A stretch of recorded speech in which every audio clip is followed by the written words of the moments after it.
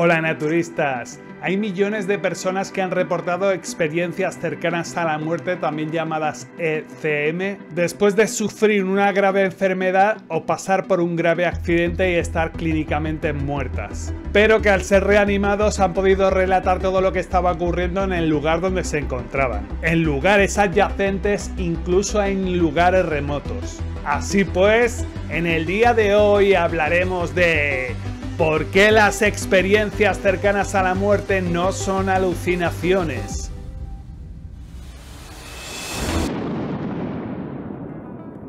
Yo desde mi experiencia propia he podido relatar desde este canal experiencias similares con plantas enteógenas o con la meditación, como han podido ser viajes astrales o experiencias fuera del cuerpo. Estas experiencias ocurren cuando tu conciencia se sale del cuerpo y empieza a viajar por otros lugares, lo que comúnmente llamamos desdoblamiento astral o viaje astral. El Dr. Sanz Segarra se empezó a interesar por este tipo de experiencia a través de los relatos de muchos de sus pacientes y asegura actualmente que hay una serie de pruebas objetivas que nos permiten afirmar que la muerte física no es el fin de nuestra existencia. Hoy tenemos pruebas objetivas con una base científica, es lo que comentaremos, que nos permiten afirmar que la muerte física no es el fin de nuestra existencia. Nuestra existencia después de la muerte física continúa, evidentemente, en otra dimensión energética. Dentro de lo que hoy llamamos multiverso. Es decir, en nuestra vida la muerte física no es el fin. Nos desprendemos de nuestro cuerpo físico, pero nuestra auténtica esencia continúa porque es eterna. Según el Dr. Manuel Sanz Segarra, hay varias pruebas trascendentes que justificarían lo anterior, como por ejemplo la telepatía, la clarividencia, la precognición, las videncias místicas, la psicoquinesia, las vivencias de los moribundos, etcétera, etcétera. Pero son las experiencias cercanas a la muerte el evento más frecuente, y es donde más se está estudiando a nivel mundial este fenómeno, sobre lo que nos respaldamos a nivel científico para asegurar que la muerte física no es el fin. Hay situaciones en la medicina que abocan al paciente a una muerte clínica. Por ejemplo, un paciente que tiene un paro cardíaco o un paro respiratorio no tiene reflejos y no tiene actividad mental. Actualmente, con la mejora de los medios y una rápida actuación, se recuperan un número importante de este tipo de pacientes. Si las medidas se inician desde el primer minuto, se salva 1 de cada 3 pacientes de esta situación.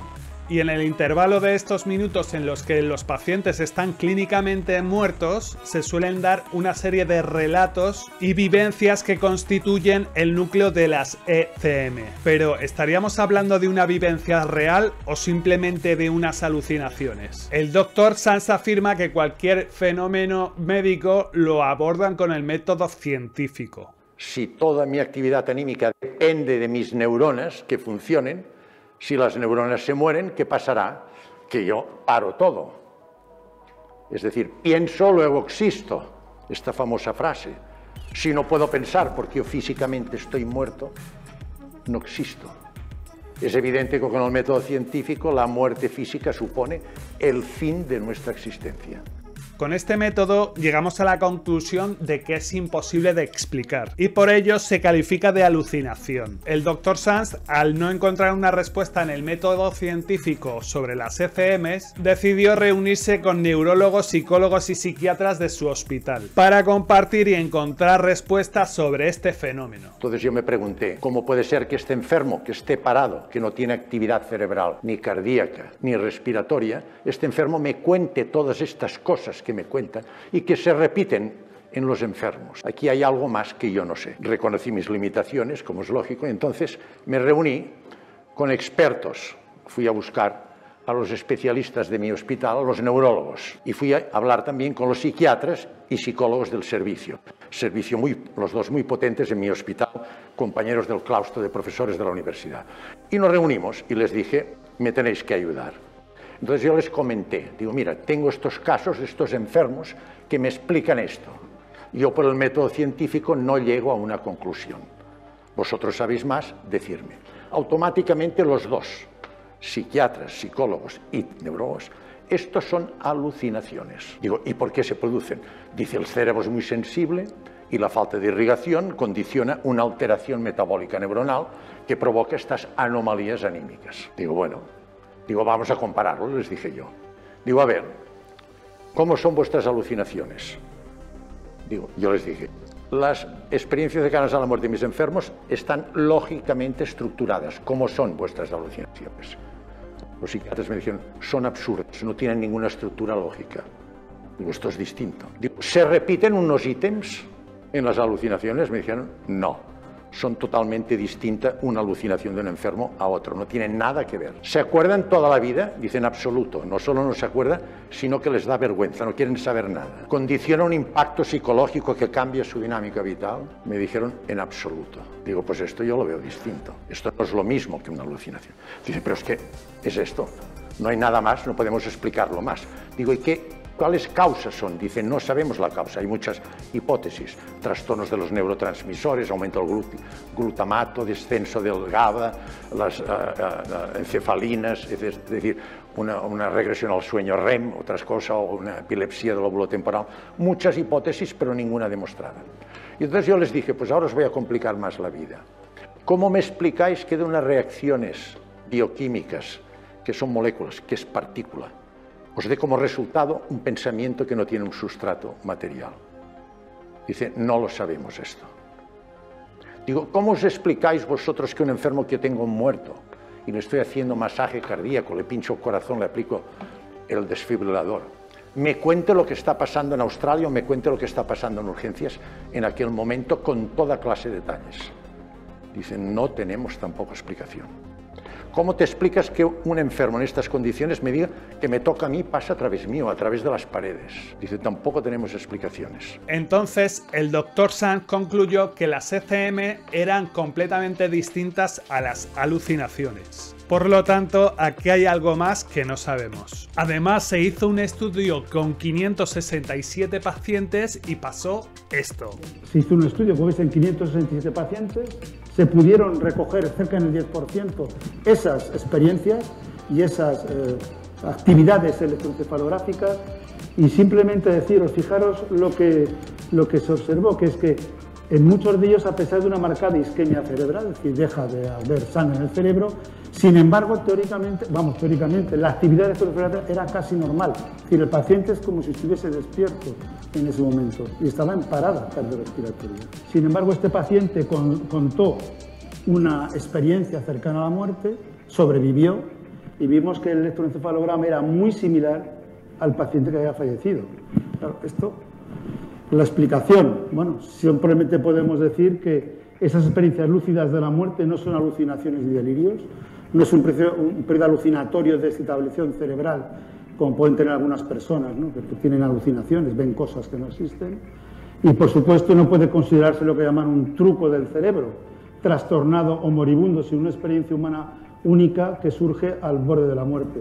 Es decir, que tienen conciencia y pensamiento estando clínicamente muertos. Por otro lado, el Dr. Sanz había leído algún trabajo en el que se apuntaba que la física cuántica podría explicar las experiencias cercanas a la muerte. Así que fue a la universidad a hablar con sus compañeros catedráticos de física para que le explicaran los principios fundamentales de la física cuántica y aplicarlos al ser humano. Entonces yo había leído un trabajo que la física cuántica nos podía ayudar a interpretar esto. Entonces me fui a la universidad, hablé con los compañeros de la cátedra de física teórica y les expliqué, nos reunimos y les expliqué, mira, me pasa esto con nuestros enfermos.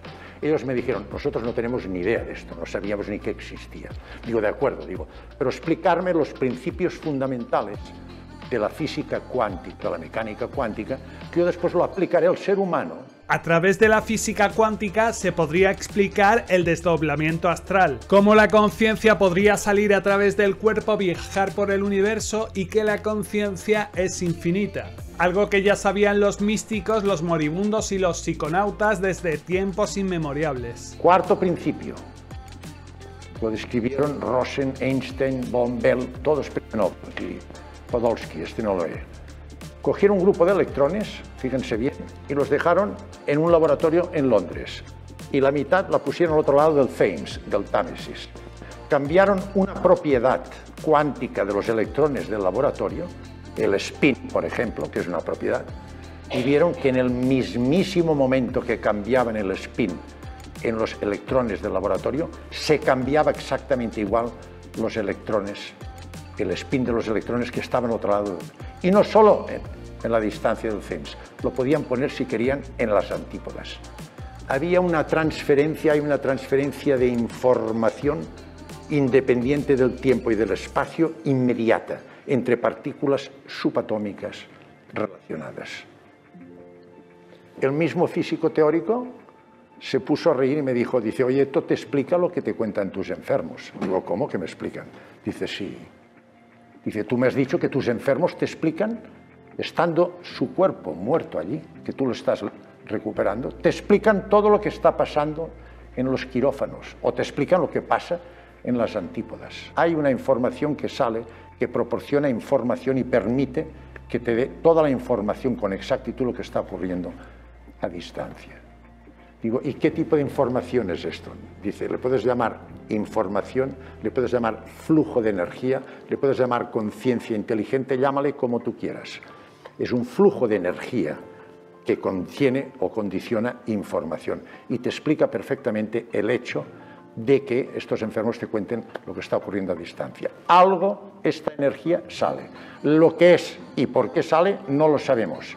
Me dijeron los cuánticos. Lo cierto es que los pacientes que sobreviven a una muerte clínica y tienen este tipo de experiencias, se acuerdan de este tipo de experiencia de por vida, lo recuerdan como una experiencia positiva que cambia su dinámica vital de por vida. Se vuelven más intuitivos, más amorosos, más empáticos y más agradecidos con la vida. Existen decenas de libros que han escrito médicos y enfermeros que trabajan en cuidados paliativos y que al observar este tipo de fenómenos en sus pacientes han cambiado su sistema de creencias. Si queréis investigar más sobre el tema, os dejo el vídeo de la conferencia aquí abajo en la descripción del vídeo. Y ahora te lanzo una pregunta.